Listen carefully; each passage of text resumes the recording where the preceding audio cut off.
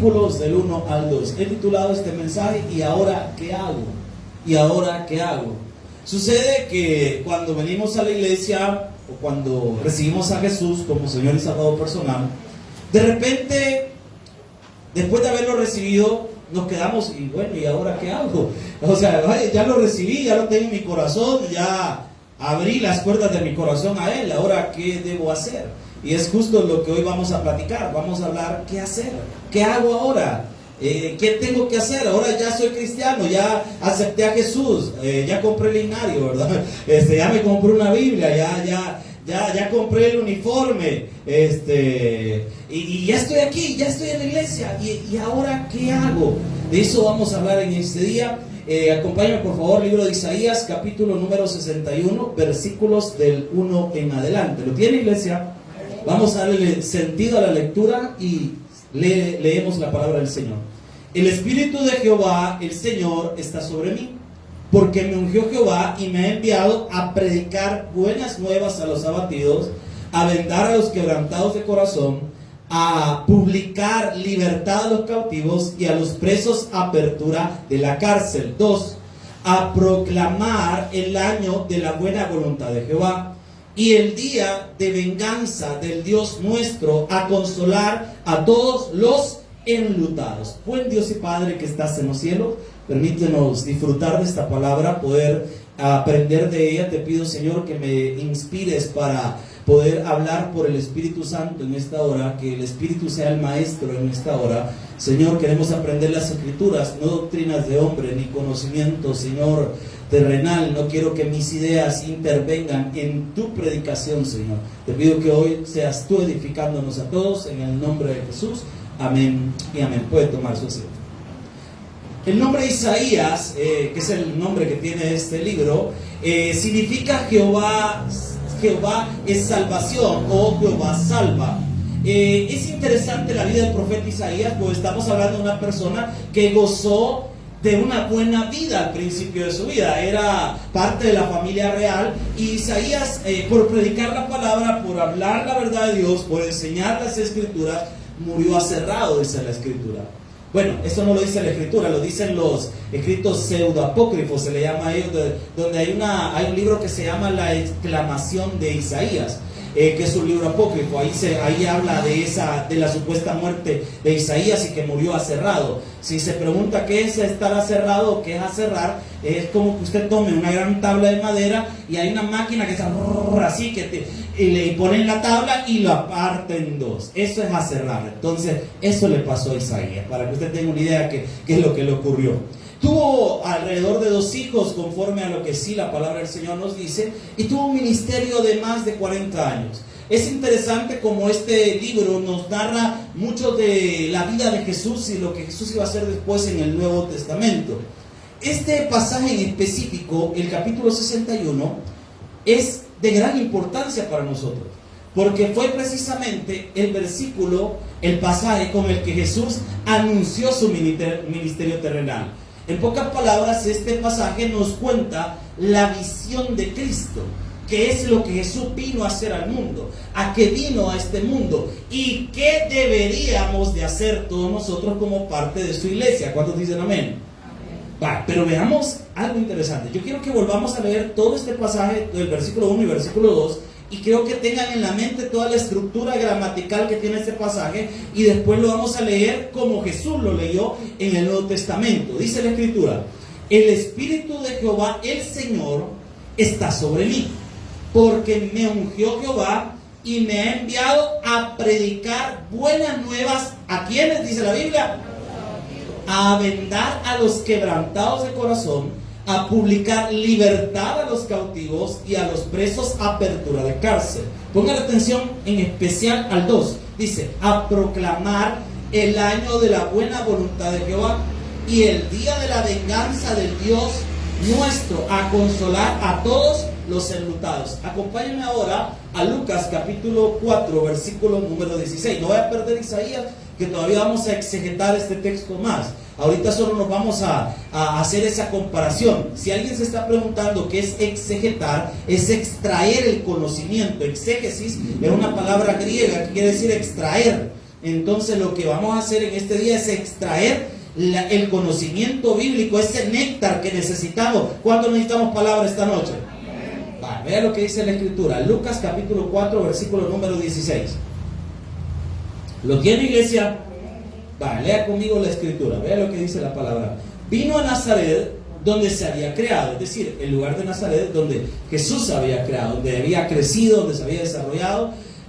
Nosotros solemos ser personas que o nos criamos en un pueblo, después venimos a la ciudad, o de la ciudad nos vamos después a los pueblos, depende de cómo sea el volar. Yo creo que la mayoría de personas que vivimos en San Salvador, o que estuvimos en algún tiempo en San Salvador, nuestros orígenes son en los pueblos de nuestro país. Tenemos familiares. ¿Alguien para la fiesta va a ir a los pueblos a ver a su familia? ¿Quién tiene familia en los pueblos? ¿Verdad que todos? ¿A cuánto le gusta ir al pueblo?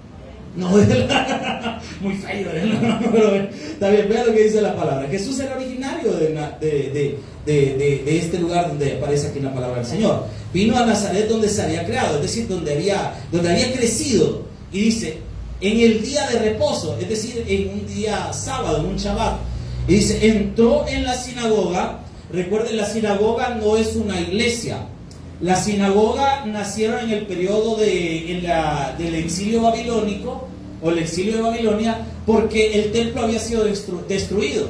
Entonces, para reunirse y estudiar la Torah, no es igual al concepto como nosotros lo tenemos de iglesia, pero ellos ahí se reúnen y es específicamente para leer la Escritura y meditar un poco en ella, y después se van a sus casas y para hacer un par de ceremonias, pero no lo consideran totalmente un templo, una sinagoga, sino solo un lugar de reunión. Solo eso, no le ven el carácter como nosotros vemos a la iglesia, el local de la iglesia, donde nos reunimos, adoramos al Señor y aprendemos de Él. No es igual, no es comparado. Solo la sinagoga es un lugar donde se leía la Torah. Y vea lo que dice la palabra del Señor. Bueno, hasta la fecha existen sinagogas, por cierto. Y dice la Escritura, conforme que dice la palabra, Jesús siempre se congregaba. Cuando usted de repente a alguien le diga, no, es que mire, no tengo tiempo, no tengo espacio para la iglesia, o sea que usted se cree mejor que Jesús. Porque Jesús siempre se congregaba. Porque ahí dice, ¿cuál era su costumbre? Ir todos los días que estaba la sinagoga abierta a aprender. Y vea lo que dice la palabra. Y se levantó a leer. Esto es interesante. O sea que Jesús ya tenía el privilegio de enseñar en la sinagoga, porque dice que se levantó a leer. Y dice la palabra en el versículo 17.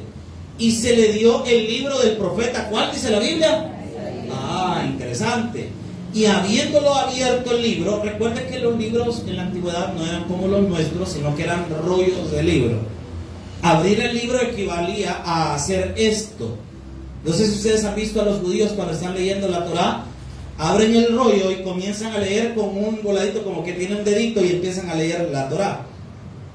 Y dice la Escritura, y se halló el lugar donde estaba escrito, versículo 18, el Espíritu del Señor está sobre mí, por cuanto me ungió para dar buenas nuevas a los pobres, y me ha enviado a sanar a los quebrantados de corazón, a pregonar libertad a los cautivos y vista a los ciegos, a poner en libertad a los oprimidos, a predicar el año agradable que dice la Biblia.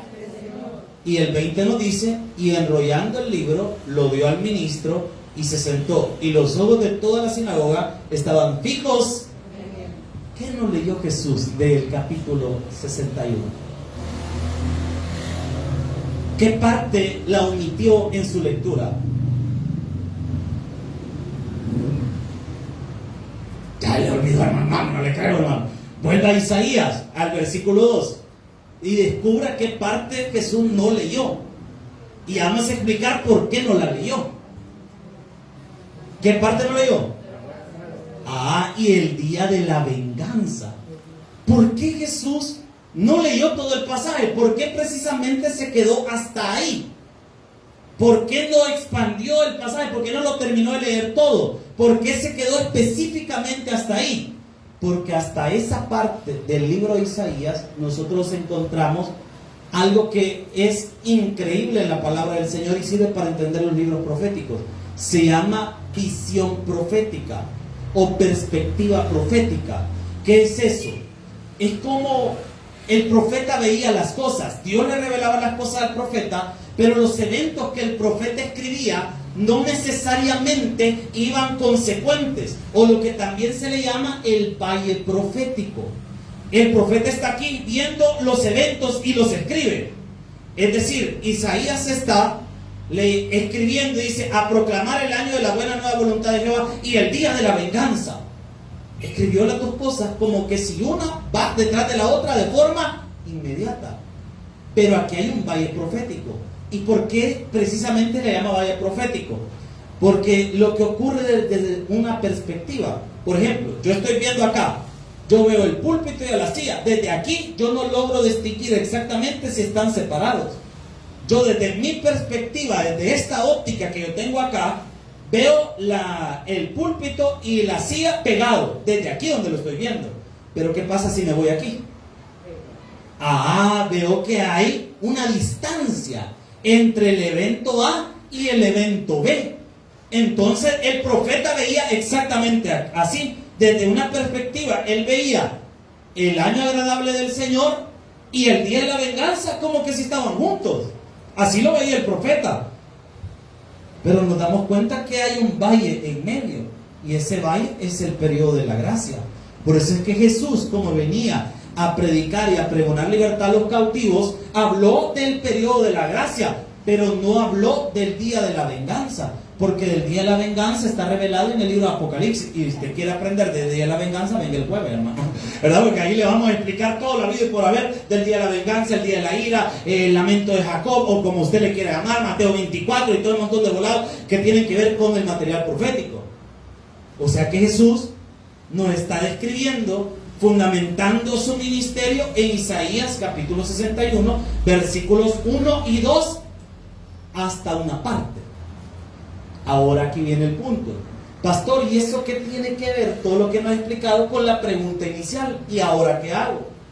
Es que para saber qué hacer yo necesito los elementos que están en Isaías capítulo 61, versículos del 1 al 2.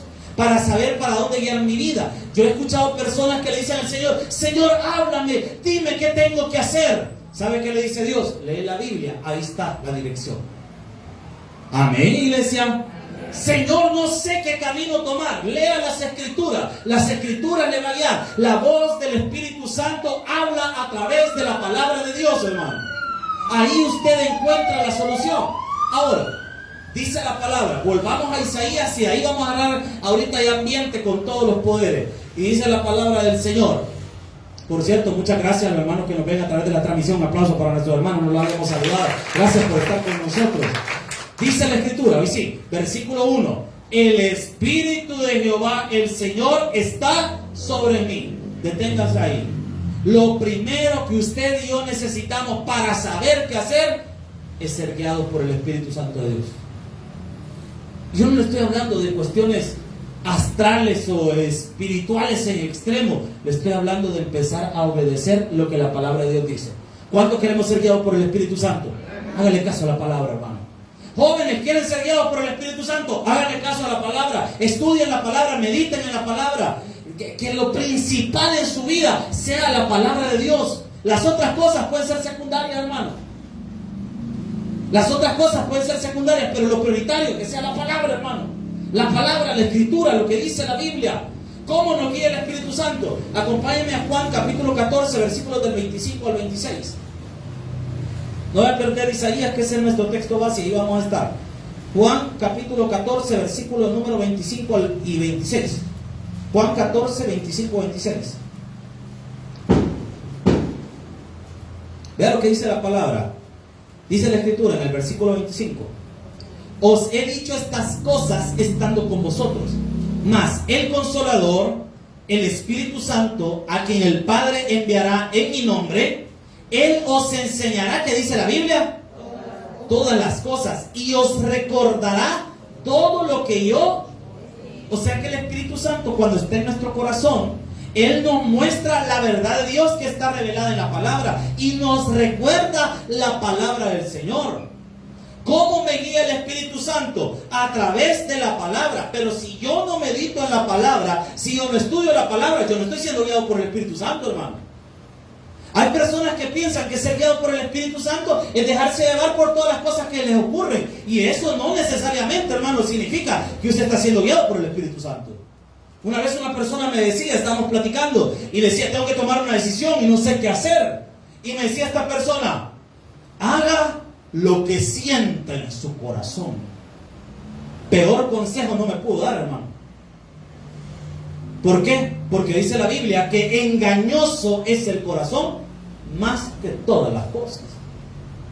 Si usted se guía por lo que usted siente en su corazón, usted se está guiando por sus emociones, hermano. Y discúlpeme, pero va a cometer grandes errores. Imagínese una señora que esté bien enojada y tenga ganas de ahorcar a su esposo y le digan, guíate por lo que sentí en tu corazón. Tráeme el cuchillo, tráeme el lazo, ahorita lo pongo quieto a este. Usted enojada, su corazón lo que le va a decir es, venganza, vengate. Eso le va a decir su corazón. Aló, estamos acá, iglesia. Mire, pastor, no sé qué hacer. No sé por cuál de mis 4 babies decidirme, pastor. No sé qué hacer. ¿Qué me recomienda usted? Nazca de nuevo, hermano, ¿verdad? Se reciba a Jesús. ¿Por qué? Porque la palabra de Dios nos dice que su comportamiento y mi comportamiento debería ser diferente. ¿Cuántos dicen amén? Entonces el problema es que nosotros nos queremos guiar por lo que nos conviene y no por lo que la palabra dice. ¿Por qué no dejamos que la palabra expuesta y predicada hable a nuestro corazón, iglesia? Es necesario que la palabra nos hable a nuestra vida. ¿Quiere guiarse por el Espíritu Santo? Lea la palabra, hermano. ¿Hace cuánto no leemos la Biblia bien, hermano? ¿Hace cuánto no nos sentamos y realmente le ponemos atención al predicador? Mire, yo me asombré con esto de cuando dimos el taller de ¿qué era? De homilética. Un mes entero anunciándolo. Hermanos, a las 2:30 vamos a empezar el taller. Hermanos, a las 2:30. El mismo día todo el mundo me estaba escribiendo, pastor, yo viera. Pastor, y es cierto que, ¿y a qué hora es, pues? ¿Qué pasó? Es que a veces estamos en culto de cuerpo presente, hermano. El cuerpo está aquí, pero el espíritu anda divagando por otras cosas, hermano.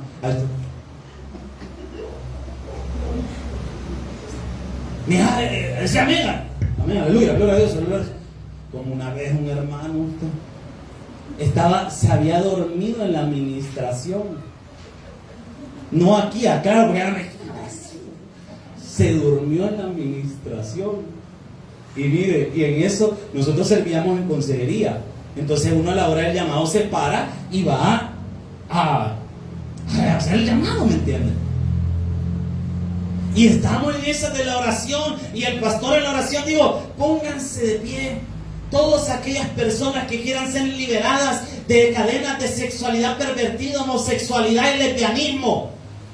Y como estaba dormido, él paró y comienza con la Biblia y todo, sentate, loco, o vengo a saber, pero venite para acá, ¿verdad? Nosotros hablándolo porque el hermano él solo ya había parado. Imagínense en el culto, grabado en vivo, hermano, que le iban a transmitir en la televisión, y el hermano se para y empieza a hacer el llamado.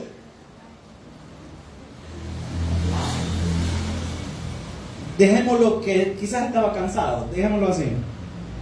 Pero a veces no le estamos poniendo atención a lo que el Espíritu Santo nos está diciendo a través de su palabra. Y qué triste haber ido a un culto y no haberle puesto atención a lo que el Espíritu Santo me está diciendo en su palabra. ¿Por qué no sé qué hacer, pastor? ¿Por qué no sé qué paso dar? Que no estás escuchando al Espíritu. No te estás sentando a escucharlo. No te estás sentando a meditar en la palabra. No te estás sentando a llenarte de Él y a saber qué decisión tomar. Es necesario ser guiados por el Espíritu Santo. ¿Por qué no sé qué hacer? Porque no estoy escuchando la voz del Señor. Por eso dice la palabra, el Espíritu de Jehová el Señor está sobre mí. Y dice, porque me ungió Jehová. Y vea qué interesante, la siguiente parte del versículo 61:1 dice, me ha enviado a predicar. Deténgase ahí. Dios a usted y a mí nos ha dado una tarea. La tarea principal como hijo de Dios que nosotros tenemos, ¿sabe cuál es? Predicar la palabra y estar en los negocios de nuestro Padre. en los negocios de nuestro Padre. Ese es nuestro trabajo. Esa es nuestra tarea número uno, hermano. Por eso Jesús, cuando llegó al templo, estaba debatiendo con los eruditos, dice la palabra del Señor, cuando estaba pequeño. De las pocas cosas que la Biblia nos cuenta de la vida de Jesús en su infancia, dice que María y José, mire qué buena familia usted, se habían ido y lo habían dejado ahí y ni cuenta se habían dado. Hasta en las mejores familias, hermano. Imagínense, María y José se les olvidó.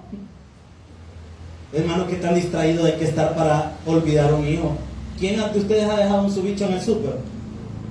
No, oigan, hermano, no le quieren decir, hermano. De repente, y pagándolos. Paquito. ¿Y dónde está Paquito? En el súper quedó, y ahí estaba el bicho agarrado en la cajera. Lo habían agarrado. Se le perdió. Se perdió Jesús.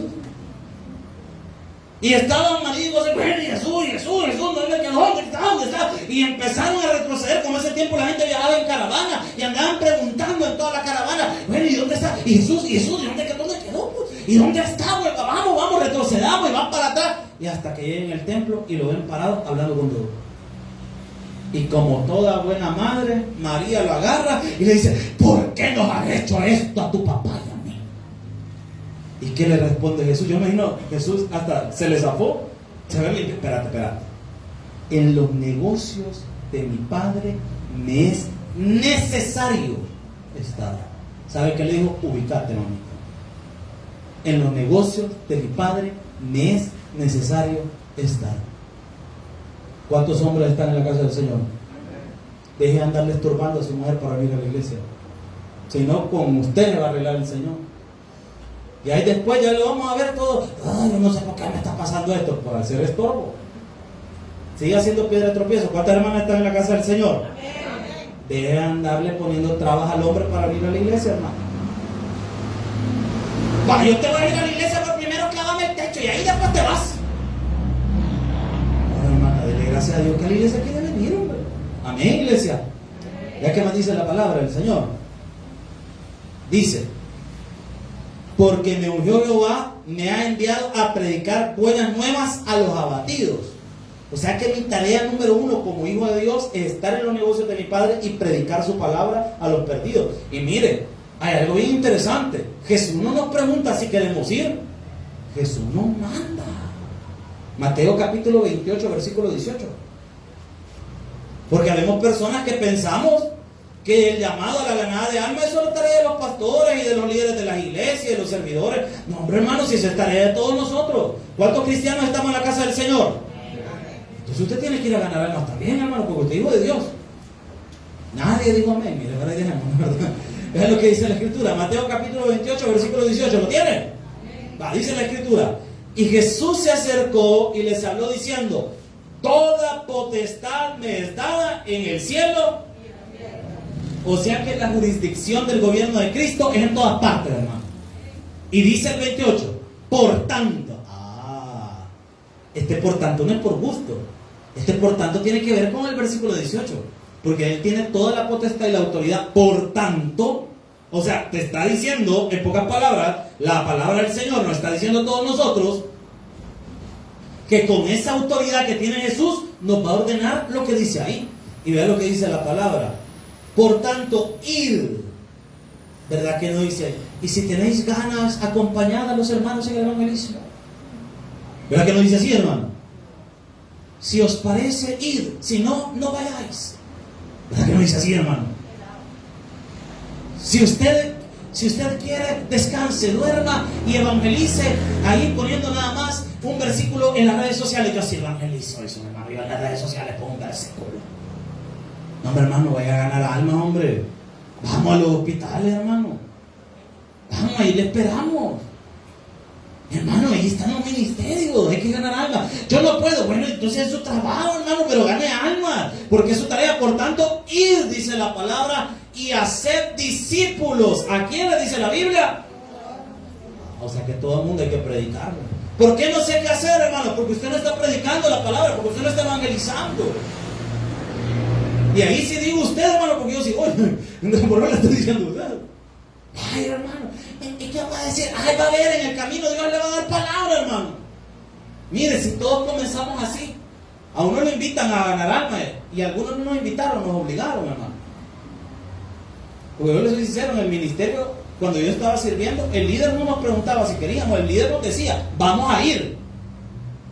Y mire, ese vamos a ir a uno le sirve, porque al principio caen mal cuando le salen hacia uno. Yo sé que a muchos de ustedes les caigo mal, pero no me importa. Pero miren, a lo que quiero decir es esto, hermano, que sirve, qué bueno es, hermano, que un líder haga eso y le diga, vamos. ¿Qué día va a ir? Vale, vamos a salir el próximo sábado, nos va a acompañar. Y ese nos va a acompañar y todos los sábados le quedan viendo a uno, como él, ¿qué va a decir? Sí, dice uno, ¿verdad? Pero yo nunca he ganado un alma, no se preocupe, le dice, ven, fulano de tal, ponete a la parte esta, enseñale. Y uno ahí va, y de repente el que ya tiene más experiencia, ¿verdad? Le dice, vaya, usted quede callado y observa. Y empieza el hermano, mire, fíjese que la palabra, me permite un momento, quiero hablar la palabra de Dios, ¿verdad? Y usted va escuchando y va aprendiendo. Y de repente cuando ve que al hermano le está trabando la lengua, y usted comienza a hablar y dice, pero es que mire, la palabra de Dios dice esto, y cuando siente, está predicando, hermano. Porque el Espíritu Santo lo guía a hablar de la palabra. Pero si usted no siente ni un cosquilleo por servir en la iglesia, por ganar almas, por ayudar a otros, por hacer algo, hermano, estamos en desobediencia por la Escritura. Dice, por tanto, id y hacer discípulos. ¿A quién dice la palabra? O sea que a toda gente, aunque nos caiga mal esa persona. No vaya a predicar así como Jonás. Mire, Jonás es de los peores predicadores de la historia. ¿Sí? ¿Por qué? Porque ese no les predicó que se arrepintieran, él les predicó, ya van a ver, se los va a acabar el Señor. Pero miren, al final el mensaje, como es Dios quien lo guía, siempre rendió efecto, pero el hombre no quería predicar. Como quizás usted y yo, imagínese que lo manden a usted a predicarle a su enemigo usted. Sí, pero aquel no quería. El hombre no quería. Pero ¿qué pasó? Lo empujó el Señor y le dijo, vas a ir porque vas a ir. Mire, no vaya a ser que nos truene como Jonás, hermano. Si es que aquí en el Evangelio mejor, despacito, dejemos que Dios nos lleve, hermano. Porque siempre nos va a llevar, solo que a veces un poquito a la fuercecita. Nos va a echar una doble inercia y ahí vamos a terminar haciendo lo que Él dice. Miren Jonás, quedémonos con el ejemplo de Jonás. Yo me acuerdo que el pastor Wilber tenía una predicación de Jonás, ¿verdad? No Jonás se llamaba, ¿verdad? Algo así, ¿verdad? Ustedes sobreentiendan lo que el hombre quiso decir. Entonces miren, en esa predicación el pastor era bien especial. El pastor nos explicaba que Dios llamó a Jonás a predicar a Nínive y nos explicaba el contexto cultural que hay en medio. Nínive era enemigos de Israel. Habían matado a muchas personas de Israel. Y Dios ahí mandó a Jonás, donde estaba toda esa gente. ¿Se imagina usted qué hubiese pasado? La Biblia no lo dice y ahí, permítame exagerar un poco, no lo vaya a tomar como doctrina, solamente estoy utilizando un poco la imaginación. ¿Se imagina que Jonás quizás en alguna batalla con Nínive haya perdido algún familiar? ¿De dónde vendrá ese enojo de Jonás hacia Nínive de no querer ir y predicarle a Nínive? Mire, pero tan enojado estaba Jonás con Nínive que agarró un barco y se fue para el otro lado del mundo, literalmente Tarsis, donde está España ahora. Y si mira, Nínive está del otro lado, literalmente agarró para el otro lado. Hay muchas personas hoy en día que le estamos huyendo al llamado que Dios nos ha hecho, hermano. Quizás Dios ya te habló a tu corazón, quizás Dios ya te quiere sirviendo en un ministerio, quizás Dios ya te llamó, quizás Dios... Pero es que muchos de nosotros esperamos el llamado de Dios y pensamos que va a ser un ángel del cielo que va a descender y de repente, Paquita, ¿qué quieres, Padre mío? Convertite. Ay, sí, Señor. Ir a la escuela bíblica. Oh, sí, Padre. Ganar almas sin conversar. Oh, sí, Señor, sí, Señor, sí, Señor. Comenzar con la tuya. Sí, Señor. Y esperamos cosas así. ¿Sabe que a veces el llamado de Dios viene más simple? Como una persona que de repente le diga, hey, deberías estudiar teología. Dios ya te llamó. Dios ya te llamó. Hermano, usted debería de servir en seguridad. Aguanta, ya te llamó. hermana, mire, ¿por qué no nos ayudan en la acomodación? Ya, no sé usted. Ya le hicieron el llamado. O sea, Dios ya te llamó.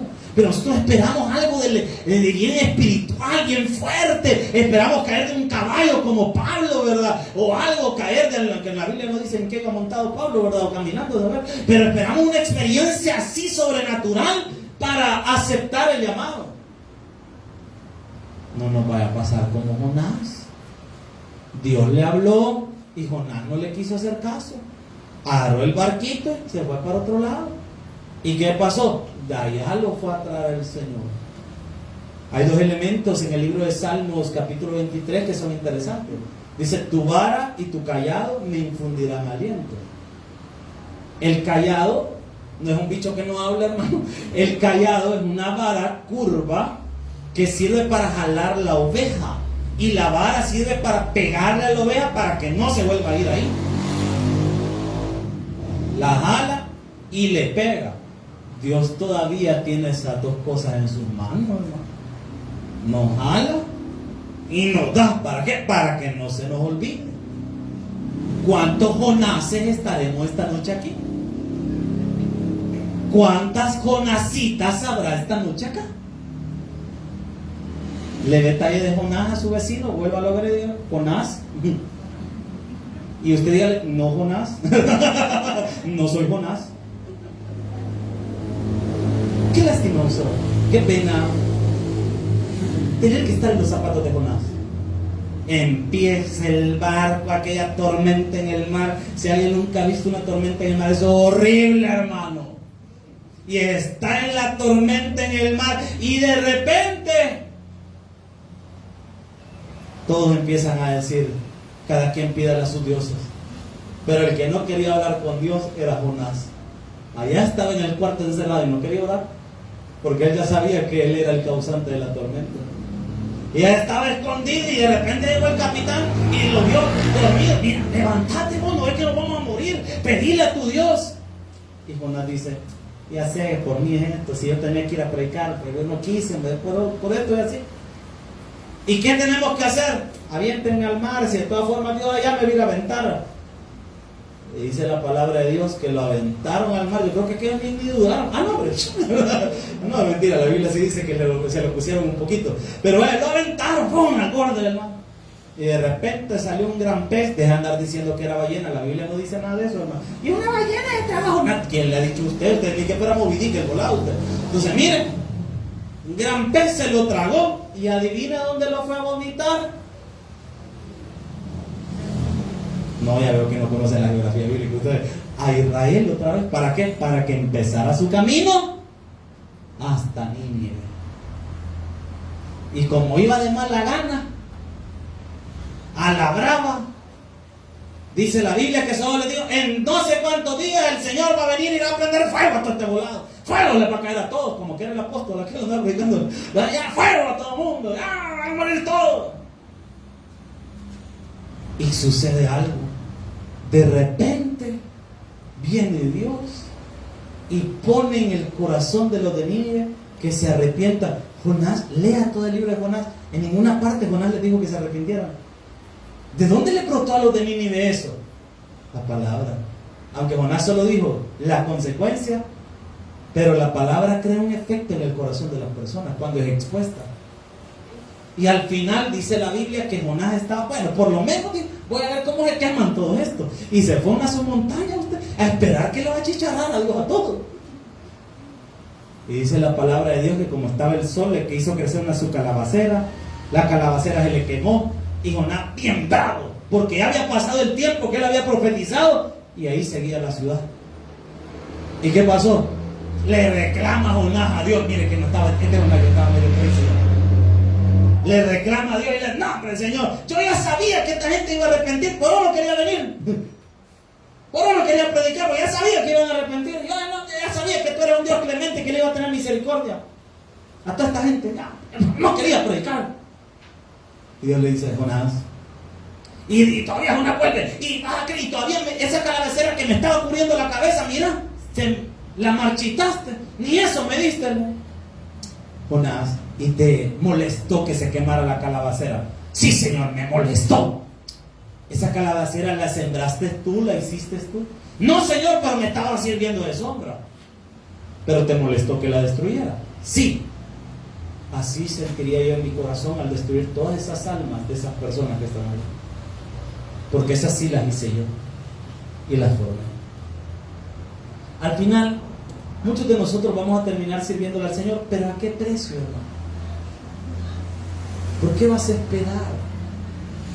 ¿Por qué vas a esperar hasta que esa situación llegue a tu vida? Mire, yo le voy a contar algo, testimonio personal. Yo cuando conocí al Señor, oré mucho por mi familia para que llegaran a los pies de Cristo. Ayuné varias veces para que llegaran a los pies de Cristo y no llegaban, y no llegaban, y no llegaban, no llegaban. De ahí pasó una situación con mis padres, mi mamá se fue a otra parte, mi papá se fue para otro lado, nosotros quedamos en otro lado y un solo relajo. Y yo seguía orando, Señor, que te conozcan, que te conozcan, que te conozcan, que te conozcan, que te conozcan. Pero mire cómo son las cosas que Dios hace.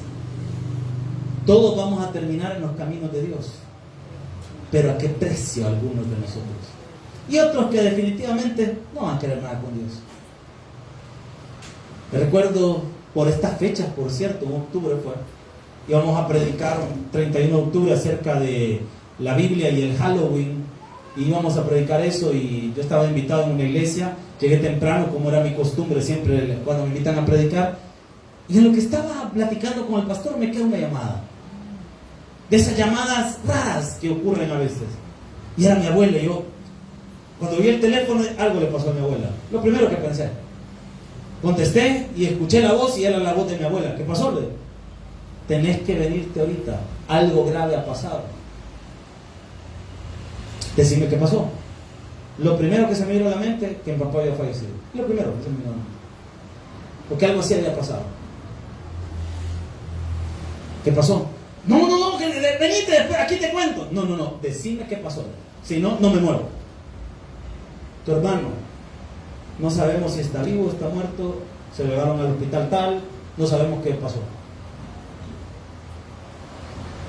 Cuando eso pasó, inmediatamente lo primero que se me vino a mí en la cabeza fue, bueno, ¿qué hago? Le pedí al pastor donde me había invitado, me regaló un momento, le quiero orar. Y me fui a orar a una esquina y le pregunté al Señor qué tenía que hacer. Me quedo, me voy.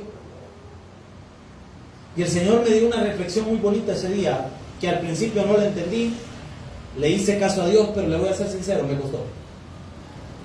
El Señor me dijo, quédate.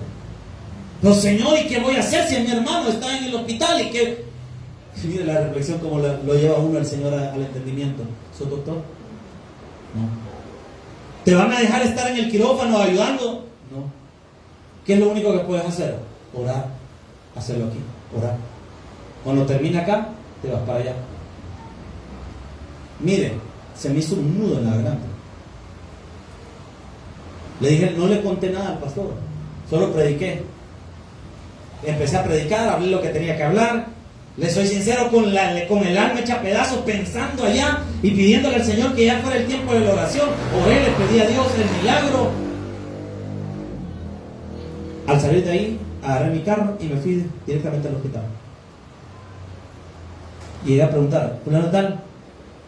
Ahí está mi papá. Empezamos a platicar, le pregunto, ¿qué pasó? ¿Cómo está? ¿Está vivo? ¿Qué pasó? Sí, está vivo. Delicado, pero vivo. Ahí, gracias, Señor. Ahí está. Está la respuesta. ¿Qué pasó después? Él, pues hasta la fecha no puede caminar. Quedó desde la T5 para acá, no siente nada, mi hermano menor. Y cuando llegué al hospital y lo vi todo entubado, yo lo único que le dije, mira, le dije a mi hermano, yo no sé si vas a estar vivo o vas a estar muerto mañana. Lo único que sé es que Dios te ama y que te quiere salvar tu alma. Yo no te puedo garantizar que vas a volver a caminar o que vas a salir vivo de este hospital. Lo único que puedo garantizarte es que la palabra de Dios dice, ausente en el cuerpo, presenta al Señor. Recibe a Jesús. Y lo recibió. De ahí llegué a la casa, vi a mi papá mal, que imagínense, pues sí, un padre ver a su hijo así, o sea, qué cosa más horrible. No puedo imaginar qué es lo que pasó por la mente de mi padre. Le dije, mira viejo, porque yo así le hablo a mi papá de cariño, mira viejo, aquí lo que necesitas es recibir a Cristo, ¿verdad?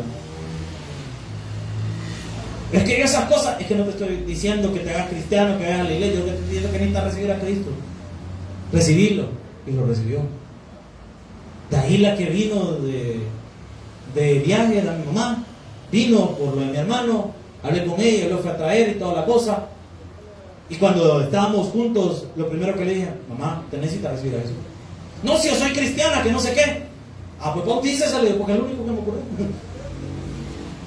Y pasó algo, me dijo, sí, me voy a bautizar. Pero no me dijo cuándo, pero sí, con los días sí se bautizó.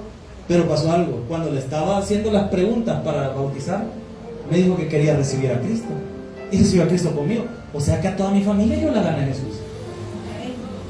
Y yo tuve un privilegio que yo no sé si lo han tenido otros pastores, pero yo bauticé a mi propia madre. Y un día tenía a toda mi familia sentados juntos escuchando la palabra, lo que Dios me había revelado que iba a pasar. Pasó, los tuve todos sentados, escuchando la palabra, cantando alabanzas. Pero lo que yo siempre me pongo a pensar y digo, ¿pero a qué costo?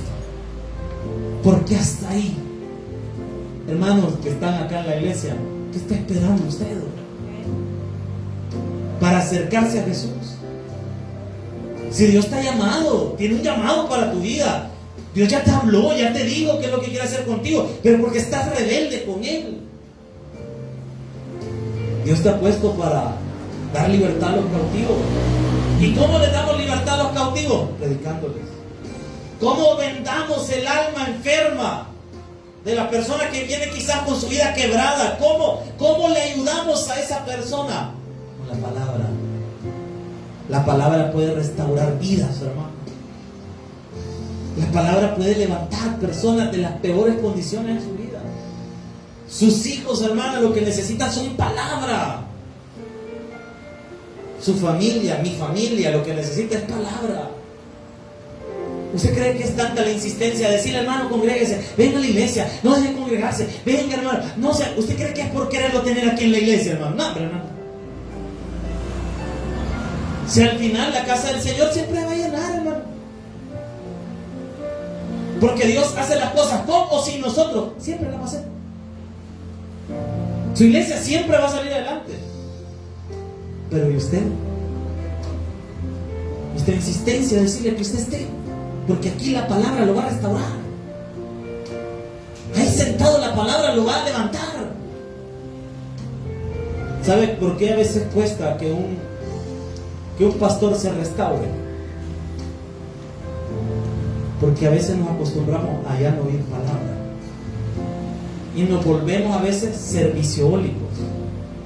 Todo gira alrededor de nuestro servicio. Y hoy vas a ir a la iglesia, no me toca servir. Como no te toca servir, entonces no vas a ir a la iglesia. Ah, qué bonito. Es que no vas a venir a la iglesia porque te toca servir. Vas a venir a la iglesia porque aquí está el Rey de Reyes, Señor de Señor, aquí tú. Y lo necesitamos, hermano. Gloria a Dios. Sea cosa por el Señor y sobre todo por eso venimos acá. Por eso tenemos que estar acá. Si mire, yo como pastor, si a mí nada me costaría escribirle a los del grupo de predicadores, decirle, vaya, miércoles predica fulano, viene sultano, llego el domingo yo. Autoridad para hacer eso lo tengo. Y me quedo en la casa y él lo dejo. De todas formas, la iglesia prácticamente camina casi que sola. Los servidores ya saben qué hacer, la mayoría a veces caminarlo y cositas. El domingo hablamos de eso a las 4. Cositas. Pero es el mínimo, realmente mínimo, siendo sincero, el mínimo. Pero ¿por qué me gusta estar aquí? Porque aquí hay palabra. Predique o no predique yo. Por eso cuando hay un invitado yo no me voy a encerrar en la oficina, yo me quedo porque necesito oír palabra. ¿Y qué busco hacer? Oír palabra. Porque es que en la palabra hay poder. En la palabra hay sanidad. Si usted se siente cargado, molesto, angustiado, triste, como usted se sienta, enfermo, rechazado, como usted quiera, la palabra puede sanarnos. Esto que acabamos de leer es la visión de Jesús para su iglesia, fue para su ministerio y lo es ahora para su iglesia. Fuerte aplauso al Señor. Padre que estás en los cielos, amado Señor, gracias por la palabra. Queremos ser cautivos, Señor, de nuestra ira, de nuestra cólera. Queremos ser libres en ti, Señor. Queremos servirte a ti, Padre. Gracias por la vida de mis hermanos y hermanitas, Señor. Hermanos, hermanas, que han venido esta noche a adorarte a ti, Señor. Este pueblo no viene por la persona que predica. Este pueblo viene, Señor, por ti. Que vienen a buscar a ti, Señor. Yo oro por ellos, Padre. Que haya sed de ti, Señor, en sus corazones y en el mío también, Señor. Oro, Padre Celestial, por los amigos. Si alguien esta noche, sin Cristo, quiero invitarte que hoy puedas abrir la puerta de tu corazón a Jesús, a Jesucristo. El único camino al Padre es Jesús. Si tú no has recibido a Jesús, esta es tu oportunidad y tu momento. Si tú quizás tienes temporada de venir a la iglesia y no has aceptado a Jesús y estás esperando, este es tu momento para acercarte al Rey de Reyes y Señor de Señores. Padre, queremos obedecer tu palabra y guiarnos por la Escritura. Ayúdanos, Señor, a ser guiados por el Espíritu Santo, conforme a las Escrituras. Gracias, Señor, por todo. En el nombre poderoso de Jesús, lo pedimos todo creyendo. Amén y amén. Denle palmas al Señor. Vamos a despedirnos.